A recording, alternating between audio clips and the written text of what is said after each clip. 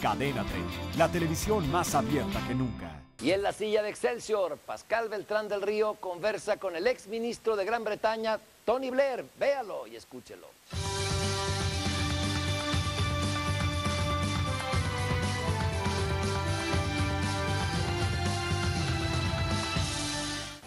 What is your forecast on the situation in Europe? What impact do you expect it to have on the rest of the world?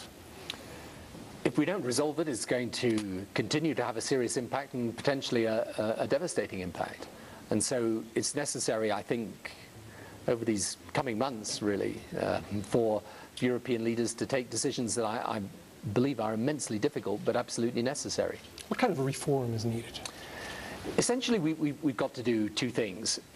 In the short term, we've got to really commit to, in effect, the mutualization of debt within Europe, and to do what is necessary to clean up the banking system and the solvency issues.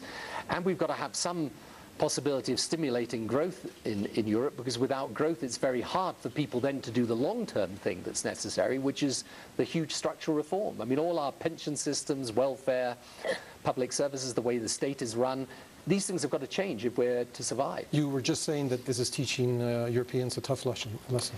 It is, but it's, you know, the thing about the financial crisis in Europe is that it's exposed the need for change, but it hasn't actually created it. I mean, if you take the demographic of Europe, the aging population, you know, retirement age is around 60. I mean, it's not sustainable in the long term. So we know that.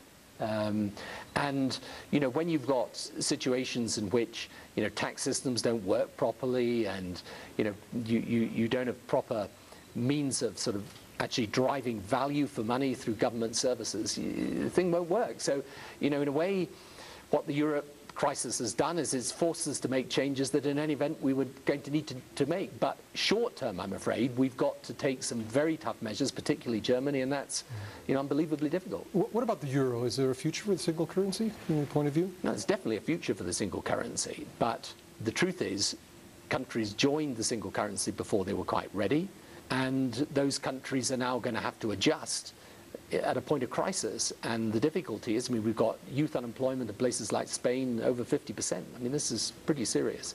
You've been a leader of the left. How do you solve the dilemma between advancing social rights and maintaining fiscal responsibility? You know, I believe very passionately about this, that the left stands for social justice. But the means of delivering social justice have got to be means that are practical. If you don't deliver a strong economy, you're not going to deliver a just society. So if you run policies that are irresponsible, or you don't get value for money from public services, or, for example, you're not reforming your education and healthcare systems to provide quality in education and healthcare, then, you know, you're not really pursuing that goal of social justice. So the left stands for certain values. It should never stand for certain prescriptive policies, because policies change with the times. Values are eternal. Entérate de los últimos acontecimientos de México y el mundo en Cadena 3 Noticias.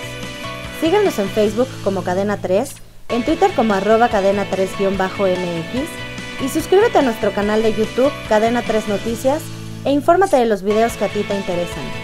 ¿Quieres ver más? Te recomendamos estos videos.